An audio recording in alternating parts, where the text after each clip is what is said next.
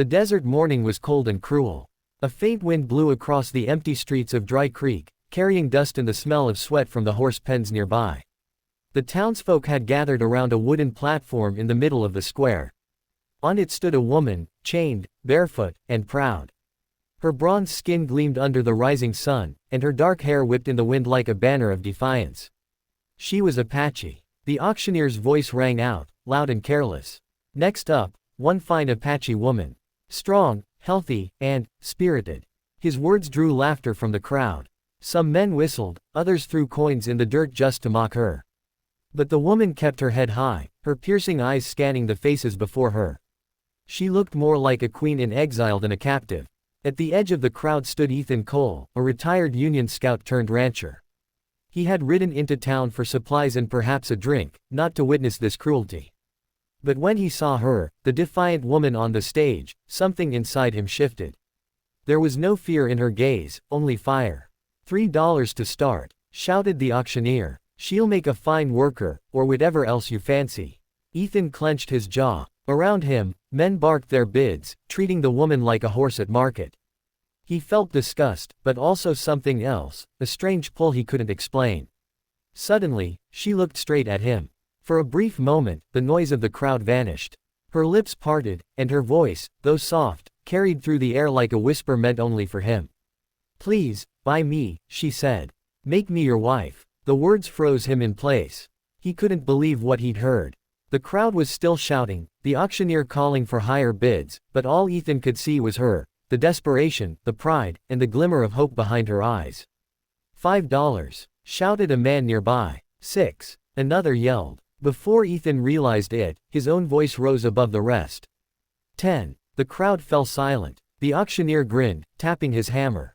$10, going once. Going twice. Sold, to the cowboy with the quiet eyes. The hammer fell, echoing like a gunshot. Ethan stepped forward, his heart pounding. The chains were handed to him, cold and heavy. As he took them, the Apache woman looked at him again, not with hatred, but with something close to trust. "My name is Naya," she whispered. Ethan nodded slowly. "You're safe now, Naya." But as they walked away from the jeering crowd, Ethan felt a heavy weight settle on his chest.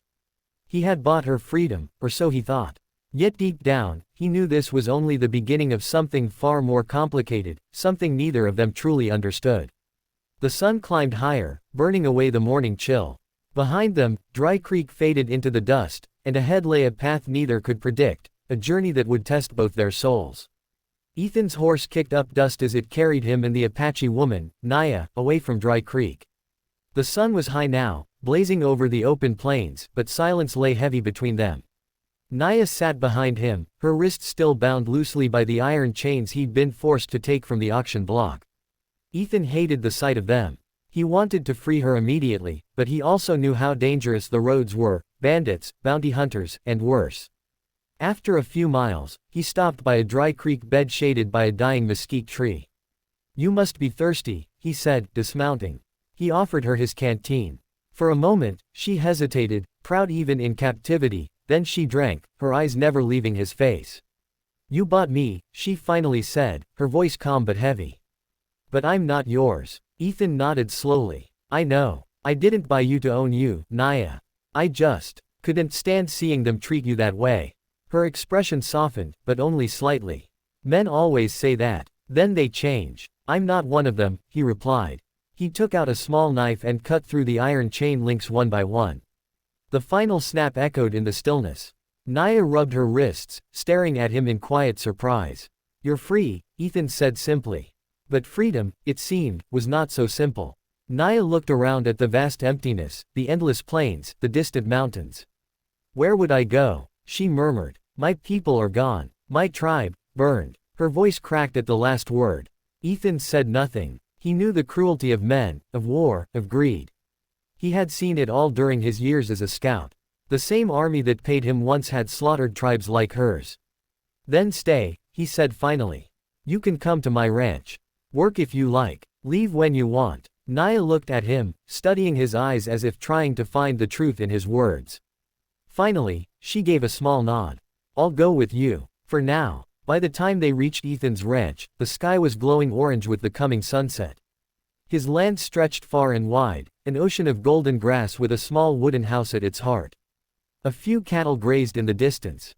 It was lonely, quiet, too quiet for a man who once lived by the gun. Ethan helped Naya down from the horse.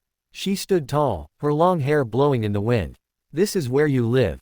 she asked. He smiled faintly. "Where I try to." That night, he built a fire outside the cabin. Naya sat across from him, wrapped in a blanket he had given her. They ate in silence, listening to the crackle of the flames and the distant howl of coyotes. When she finally spoke again, her voice was soft, like the desert wind. "You said I was free. But freedom is a lonely thing, isn't it?" Ethan looked into the fire, then at her. "Sometimes," he said. "But maybe, it doesn't have to be." The flames flickered between them, their light dancing over two souls who had both lost too much, yet somehow, on this night, had found the faint beginning of something new. Days turned into weeks at Ethan's lonely ranch, and the Apache woman, Naya, began to find rhythm in the silence. She rose with the dawn, helped tend to the horses, and often disappeared into the nearby woods, returning with herbs and wildflowers. Ethan watched her from a distance at first, not out of suspicion, but quiet respect. She moved like the wind itself, graceful, untamed, and impossibly strong.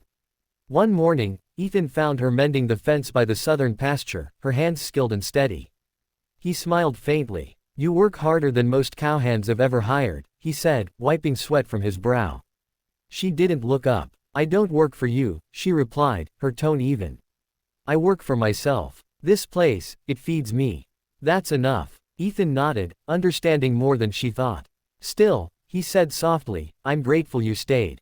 A flicker of emotion crossed her face, something between pride and warmth, before she returned to her task.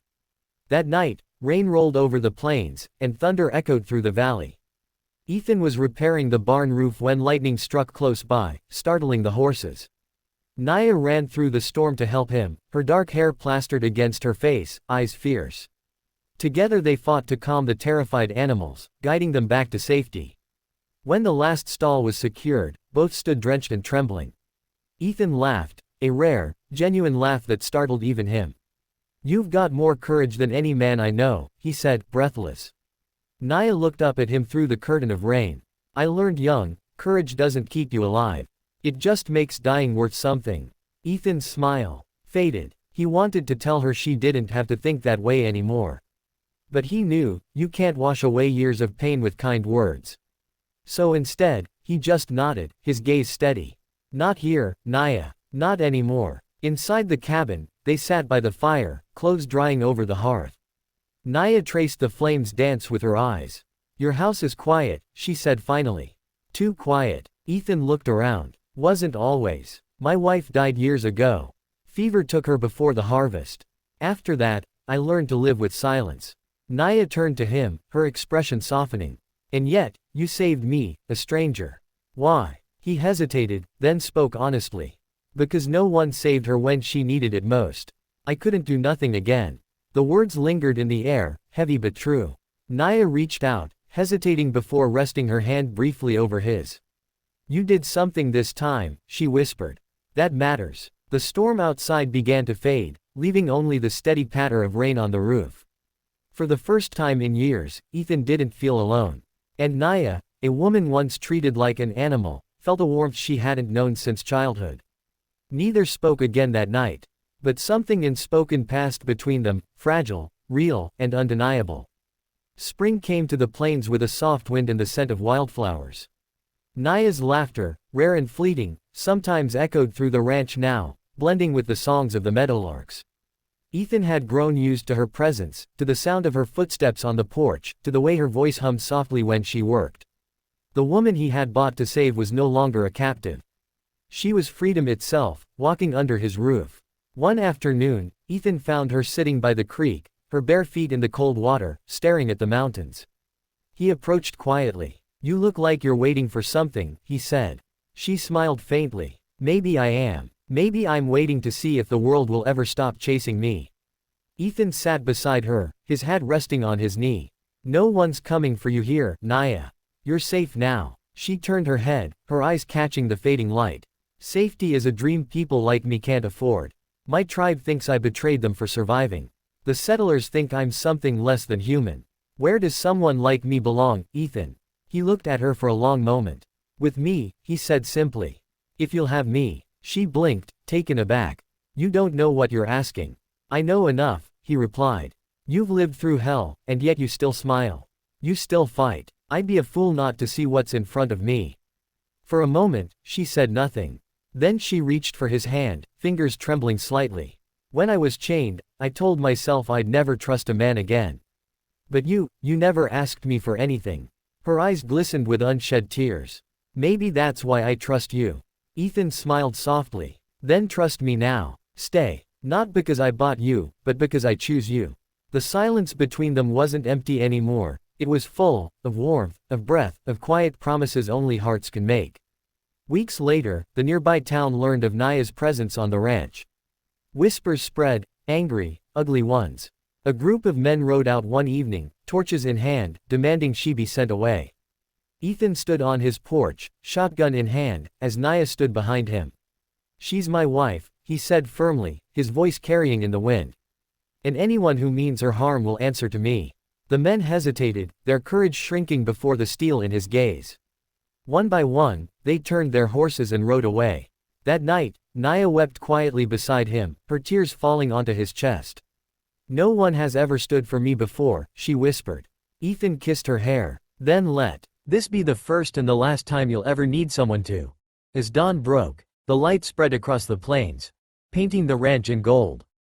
The chains that once bound her were long gone, melted into the soil of a place that had finally become home. And for Ethan, the man who once lived in silence, life had begun anew, born from the courage of a woman the world tried to break.